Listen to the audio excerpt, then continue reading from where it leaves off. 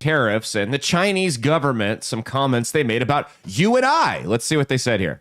是美国最大的贸易顺差地，但美国依然对香港如此加征关税，简直是蛮横霸道、无耻之极。 The U.S. is totally senseless and just makes the world see clearly that the U.S. does not want prosperity for Hong Kong. And they're interfering with Hong Kong, and they're the biggest barrier to prosperity of Hong Kong. It's an ugly dude, side note. They're not asking for tariffs, they're asking for our lives. The repeated attempts of the U.S. to contain and suppress, I talk a lot faster than him, Hong Kong will only result in the end of its agents in Hong Kong. And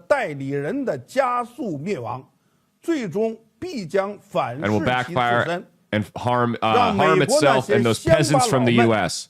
That's right. So I don't expect negotiation with China to happen anytime soon. If they're that's their vice president, kind of, but that's their second in command, coming on the camera saying that the U.S. isn't just trying to punish us economically, they're trying to destroy us. Might be true. And then refers to Americans as peasants. Peasants. Peasants. The country that was cementing people in their homes during COVID thinks that you're a peasant. Does that make you want to negotiate with China? Or do you want to up the ante? China doesn't hold the cards here.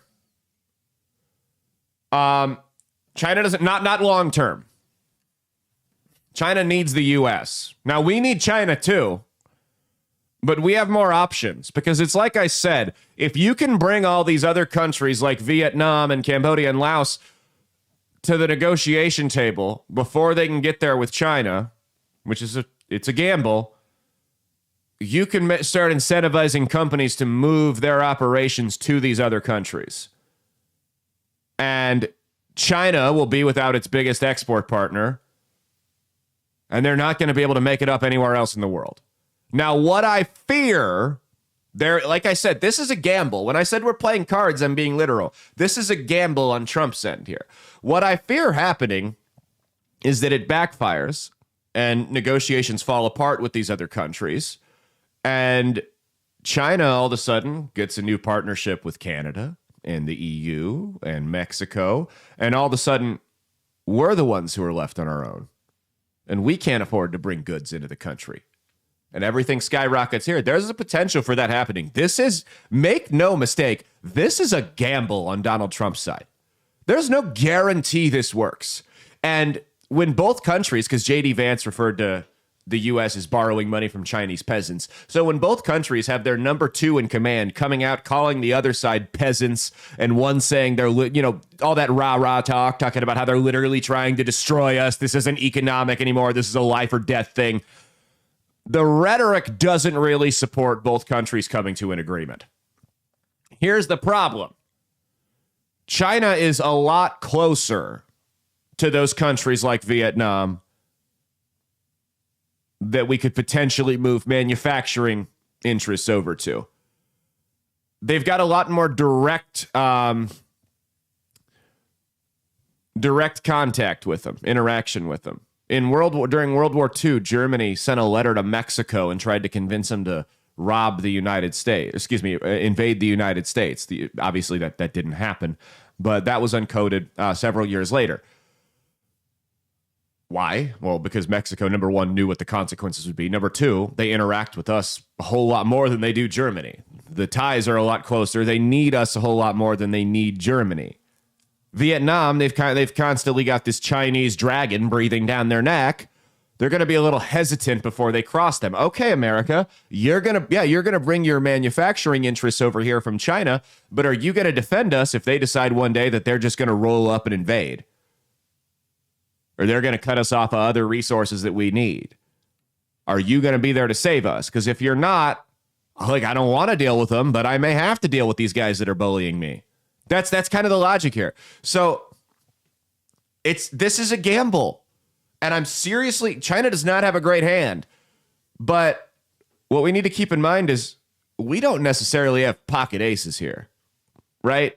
There's still the potential to, even with pocket aces, there's still the potential to lose. We still have the potential to get beat in this whole thing. And this could majorly backfire on us. And I mean, you're talking it would kill the MAGA movement. The Trump and MAGA, all that's done. That's done. I don't think you'll go back to your George Bush, Mitt Romney Republicans, thank God.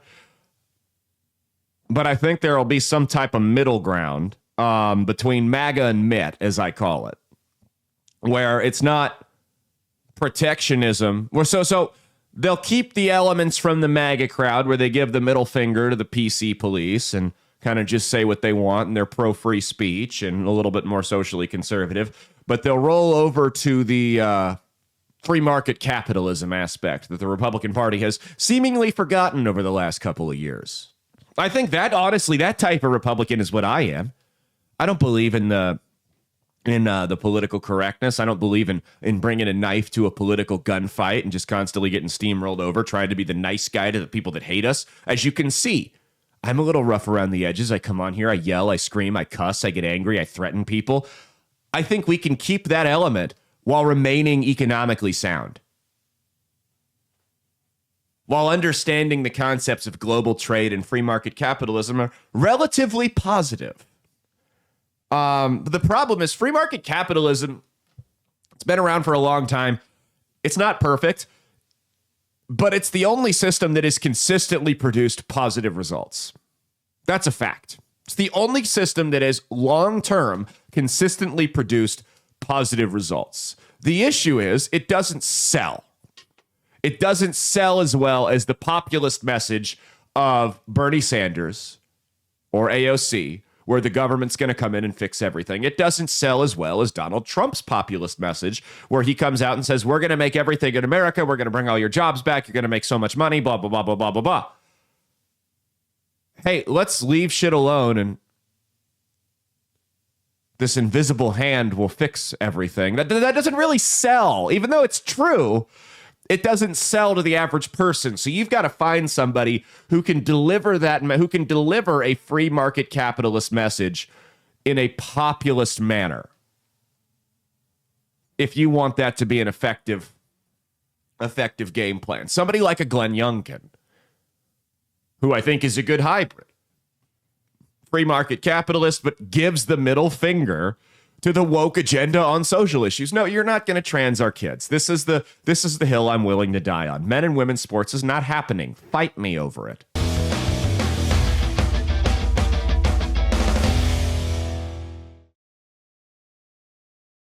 Hey, thanks for watching. If you liked what you saw, be sure to click the link in the description to get the full episode on Rumble. If you prefer to listen along, you could actually get us on Spotify, Spreaker, and iHeartRadio. You can also go to www.outlawstreamers.com to learn more about not just my show, but tons of other great shows and all the exciting projects they have coming up. Follow my socials at Caleb Isn't Funny on Twitter and Instagram, at Caleb Salvatore Comedy on the Chinese Spy app that is TikTok, and be sure to like and subscribe to this YouTube channel. Thanks, and we'll see you every Saturday for brand new episodes of That's Based. Peace.